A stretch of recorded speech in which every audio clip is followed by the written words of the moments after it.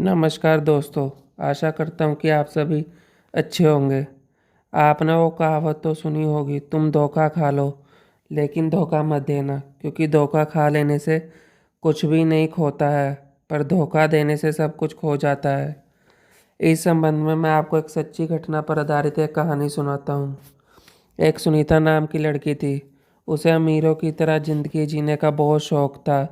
जब सुनीता का admission college में हुआ तो उसने रमेश नाम के लड़के से दोस्ती कर ली, क्योंकि उसे पता था कि रमेश अमीर घर से है। सुनीता जब भी रमेश को मिलती तो उसे झूठ बोलती कि उसकी माँ की तबीयत खराब है, थोड़े पैसे चाहिए। तो रमेश ने तरस खाकर सुनीता को पैसे दे देता। फिर थोड़े दिन गुजरते तो सुनीता रमेश को फ़ोन पर कहा कि उसकी माँ की तबीयत बहुत ख़राब है, थोड़े पैसे और चाहिए। रमेश ने सुनीता को पैसे दे दिए। सुनीता ऐसे कई बार रमेश से पैसे ले चुकी थी और सुनीता इन पैसों से अपने अमीरों वाले शौक पूरे कर रही थी। ऐसे सुनीता कई लड़कों का बेवकूफ़ बना चुकी थी। एक दिन रमेश को जब शक हुआ कि क्यों न इसके घर जाकर इसकी माताजी की तबीयत के बारे में जाना जाए, तो रमेश सुनीता के घर पहुंच गया। जहां जाकर उसे पता चला कि उसकी माताजी तो पूरी स्वस्थ हैं और सुनीता रमेश का पागल बना रही है और धोखा दे रही है।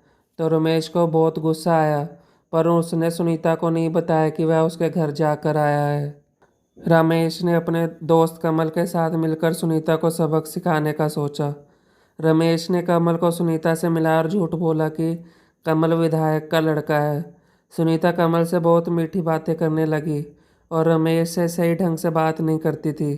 रमेश समझ गया कि अब यह कमल को अपने जाल में फंसा रही है, क्योंकि उसका रमेश से मतलब निकल चुका है। पर सुनीता को यह नहीं पता था कि रमेश और कमल दोनों मिले हुए हैं। सुनीता ने कमल से भी झूठ झूठ बोलकर पैसे मांगे कि उसकी माताजी की तबीयत खराब है।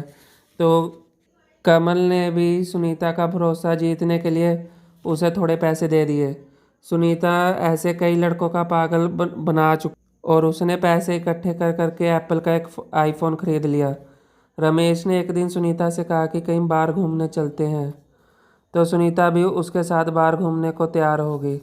दोनों एक दिन शहर से दूर पहाड़ों में घूमने चले गए, पर सुनीता को यह नहीं पता था कि रमेश वहाँ इंतज़ार कर रहा है।